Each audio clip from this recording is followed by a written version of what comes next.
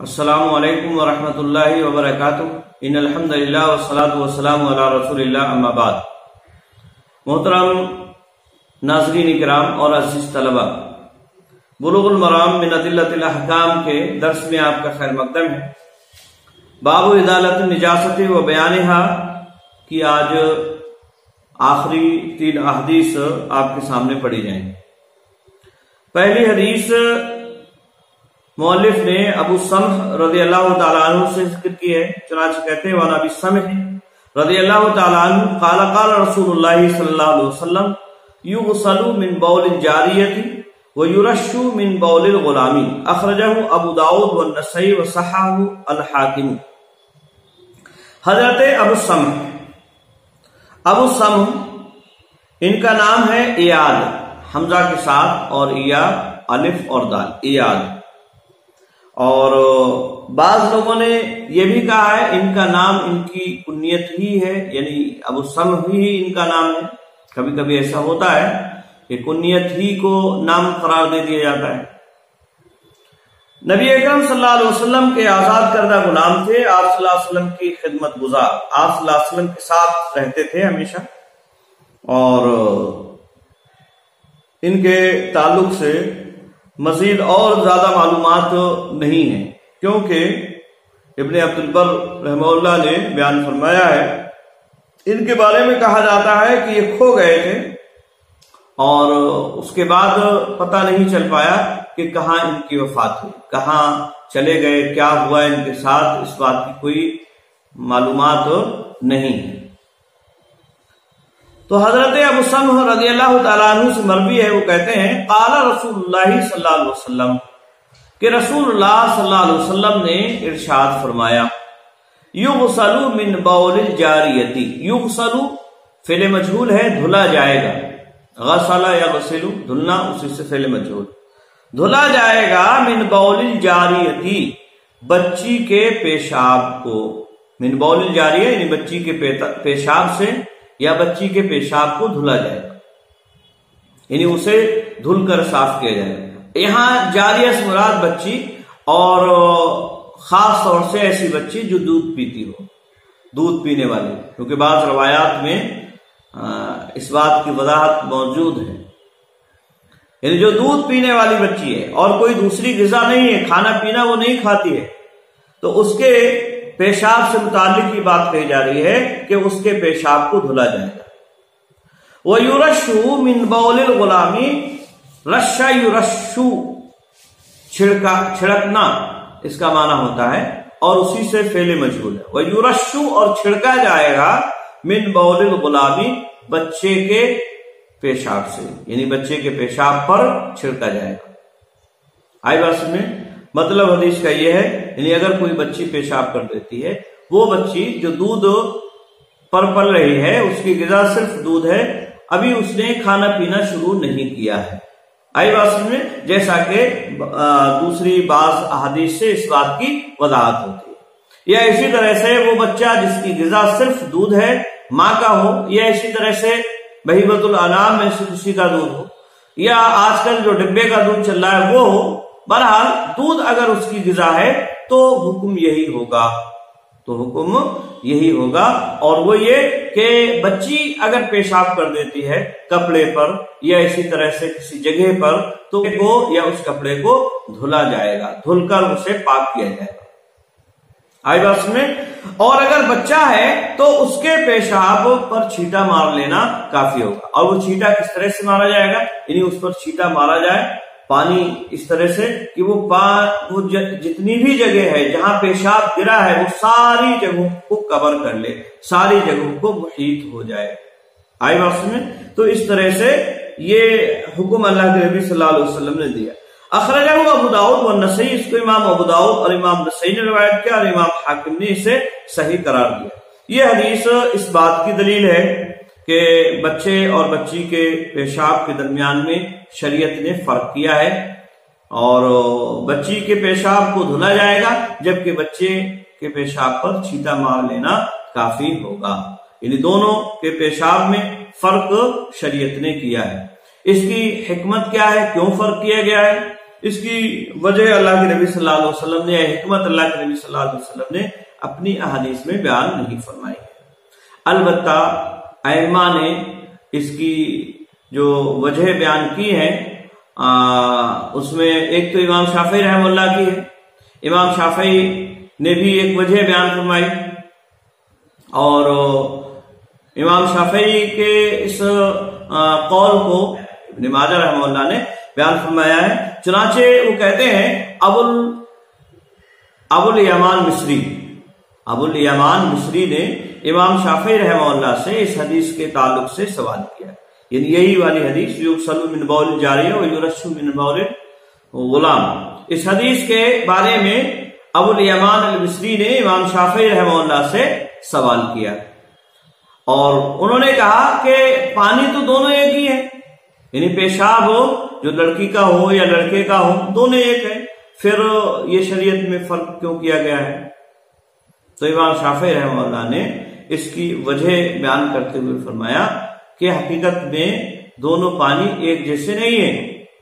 اور وہ اس طرح سے نہیں ہے کہ لڑکے کا جو پیشاب ہے وہ مٹی اور پانی سے بنا ہے، مٹی اور پانی سے بنا ہے، جبکہ لڑکی کا پیشاب یہ گوشت اور خون سے بنتا ہے۔ اور پھر اس کے بعد امام شافعی رحمہ اللہ نے ان سے پوچھا کہ بھئی سمجھ میں بات آئی؟ تو انہوں نے کہا کہ نہیں، میری بات سمجھ میں نہیں ہے۔ امام شافعی رحمہ اللہ نے اس کی وضاحت کرتے ہوئے مزید فرمایا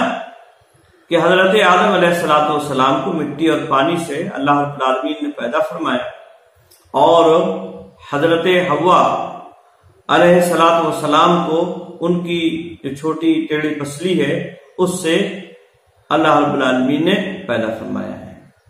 آئی بات میں تو مٹی یعنی آدم علیہ السلام مٹی اور پانی سے، لہذا بچہ جو ہے وہ مٹی اور پانی سے ہو گیا، اور حضرت حوا علیہ السلام یہ پسلی سے یعنی گوشت اور خون سے بنی ہے، تو اس اعتبار سے بچی کا پیشاب خون اور گوشت سے ہوا۔ پھر امام شافعی رحمہ اللہ نے پوچھا ان سے کیا بات سمجھ میں آئی؟ تو انہوں نے کہا کہ ہاں اب بات سمجھ میں آئی۔ تو یہ امام ابن ماجہ رحمہ اللہ نے امام شافعی رحمہ اللہ کا قول نقل کیا ہے سنن ابن ماجہ میں اس حدیث کے ضمن میں۔ آئی بات میں اسی طرح سے علامہ ابن القیم رحمہ اللہ نے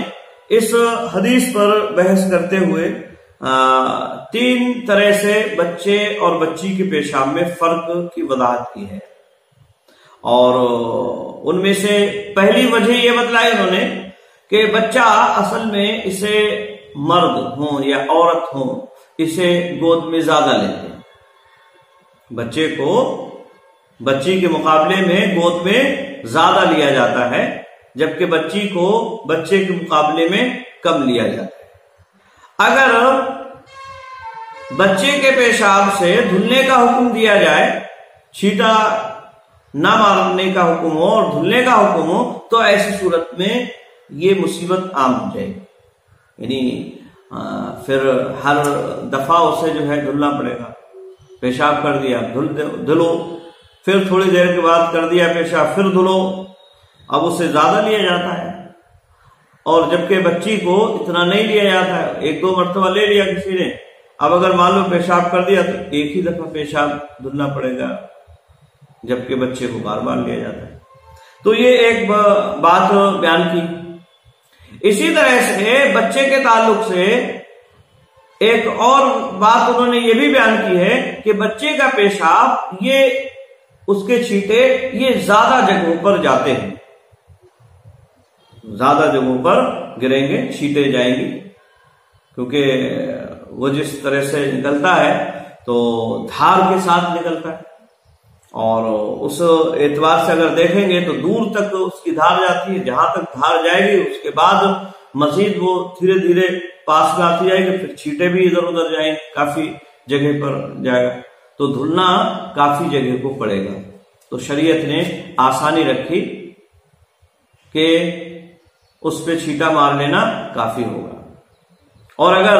چھینٹا مارنے کی بجائے دھلنے کا حکم دیا جائے تو کافی جگہ کو دھلنا پڑے گا، کافی کپڑے کو دھلنا پڑے گا، اور پھر بار بار ایسا ہوگا تو بڑی مصیبت اور پریشانی ہو جائے گی، اس لیے شریعت نے اس پر چھینٹا مارنے کو کافی سمجھا۔ اسی طرح سے تیسری وجہ یہ بیان کی کہ بچی کا جو پیشاب ہوتا ہے وہ گندا یا بدبودار زیادہ ہوتا ہے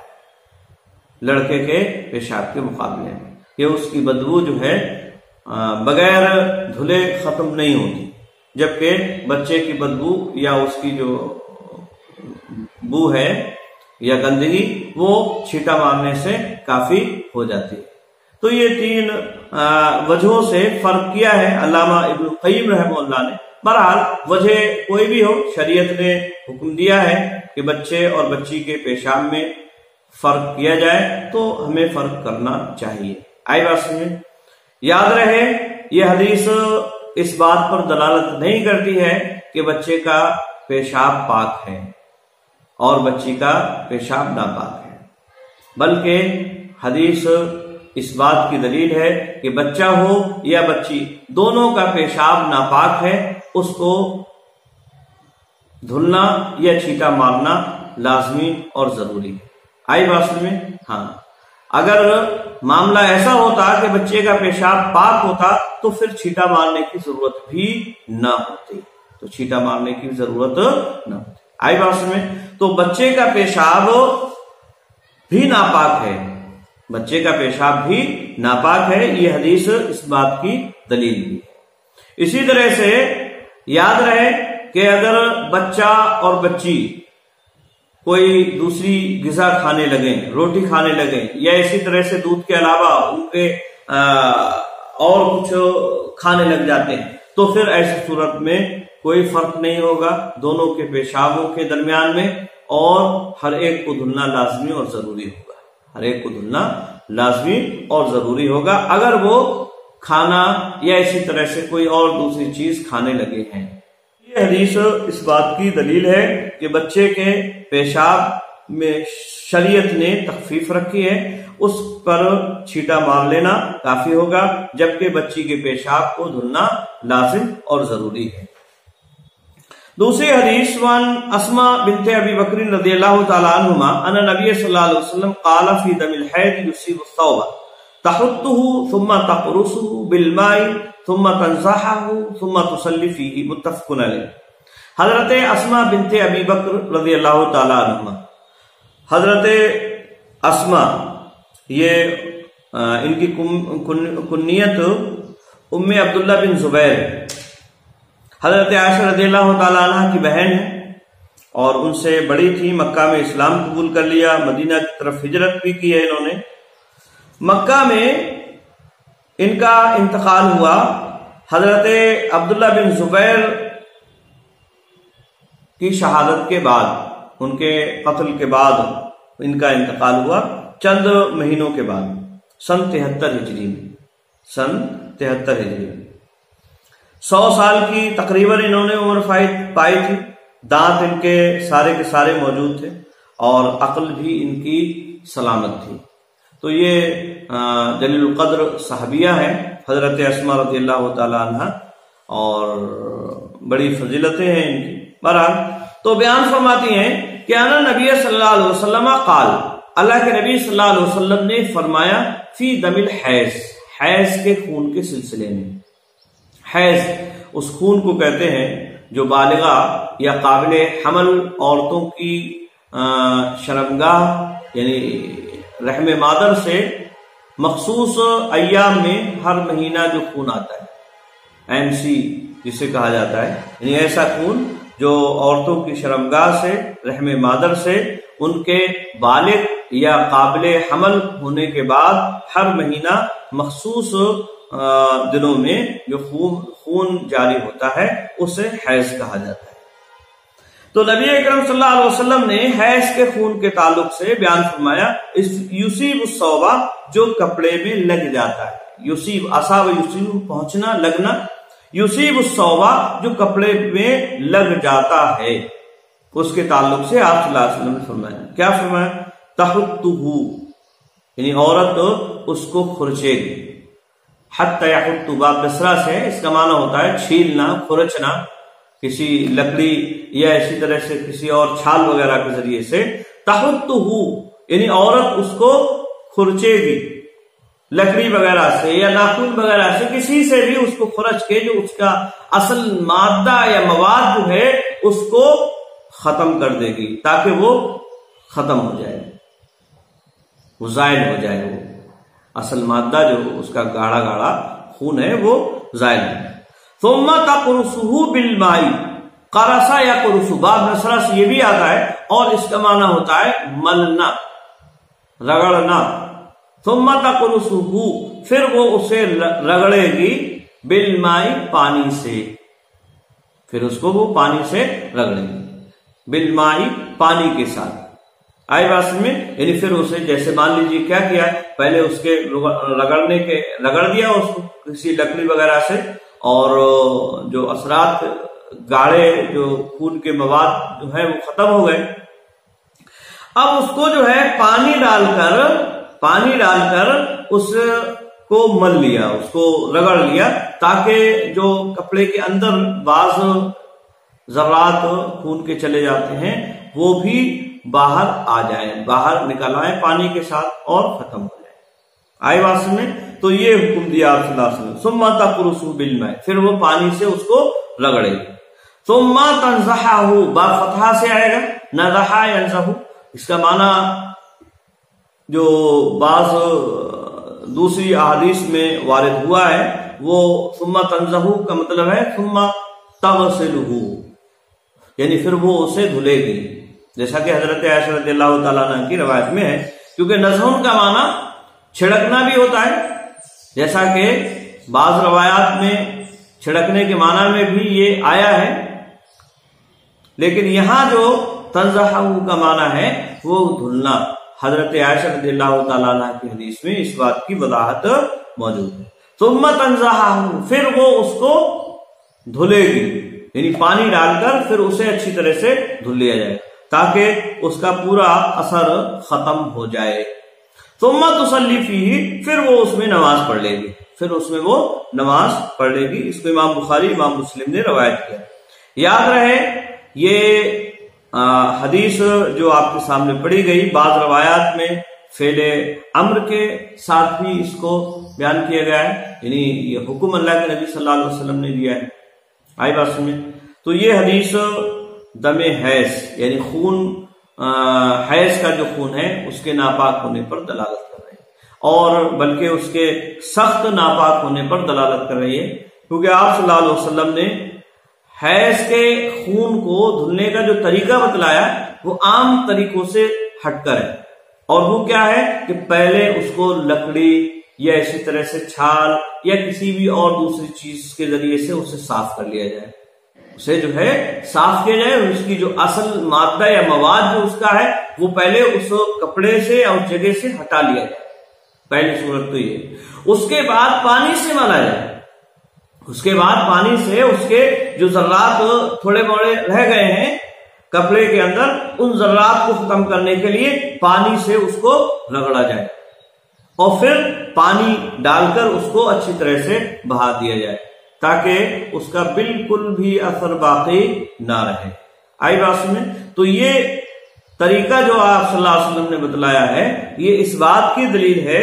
کہ یہ سخت ناپاک ہے، یہ سخت ناپاک ہے، اور اس کا دھلنا جو ہے آپ صلی اللہ علیہ وسلم نے گویا کہ بعض احادیث کے مطابق یہ سارے ہی کام، یعنی رگڑنے کا، خرچنے کا اور اسی طرح سے پانی سے دھلنے کا یہ حکم بھی دیا ہے بعض روایت کے مطابق، یعنی فعل امر کا صیغہ بھی استعمال ہوا ہے۔ تو یہ حدیث اس بات کی دلیل ہے کہ حیض کا خون ناپاک ہے، حیض کا خون ناپاک ہے، یہ حدیث اس بات کی دلیل ہے۔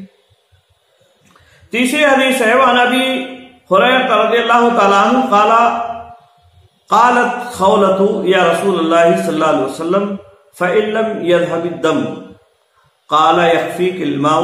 ولا يضرك اثره، اخرجہ الترمذی وسندہ ضعیف۔ حضرت ابو ہریرہ رضی اللہ تعالیٰ عنہ سے مروی ہے، وہ کہتے ہیں خولہ رضی اللہ تعالی عنہا نے کہا. خولہ بنت یسار مشہور صحابیہ ہیں. حضرت ابو سلمہ بن عبد الرحمن ان سے روایت کرنے والے ہیں اور یہ مشہور صحابیہ ہیں. ابن عبد البر رحمہ اللہ نے بیان فرمایا ہے کہ مجھے گمان یہ بھی ہے یا مجھے خدشہ اس بات کا بھی ہے کہ یہ خولہ بنت الیمان ہے.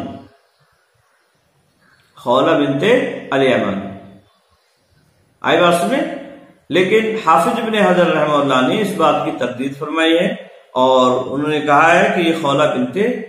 یسار رضی اللہ تعالیٰ عنہ ہے. تو حضرت ابو ہریرہ رضی اللہ تعالیٰ عنہ کہتے ہیں قالت خولۃ، حضرت خولہ رضی اللہ تعالیٰ عنہ نے کہا یا رسول اللہ، اے اللہ کے رسول صلی اللہ علیہ وسلم، فَإِن لَّمْ يَذْهَبِ الدَّمُ، کہ اگر خون نہ جائے. خون نہ جائے کا مطلب کیا ہے؟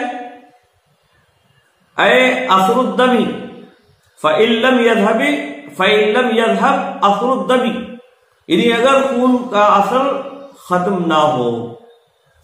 خون کا اثر جو ہے وہ ختم نہ ہو، یعنی حیض کا خون ہے اسے دھل لیا گیا ہے اچھی طرح سے، لیکن اس کے باوجود خون کا اثر برقرار رہ جاتا ہے. ہم دیکھتے ہیں کبھی کبھی کپڑے ایسے ہوتے ہیں جن سے خون کا اثر ختم نہیں ہوتا ہے، دھلنے کے باوجود بھی معلوم پڑتا ہے کہ ہاں یہاں خون وغیرہ کوئی چیز ایسی لگی ہوئی تھی، دھلنے کے بعد بھی اس طرح سے باقی رہ جاتا ہے. تو اسی کو حضرت خولہ رضی اللہ تعالیٰ عنہ نے کہا کہ اے اللہ کے نبی صلی اللہ علیہ وسلم، اگر معاملہ اس طرح سے ہو کہ اثر جو ہے وہ ختم نہ ہو، خون کا وہ برقرار رہ جائے.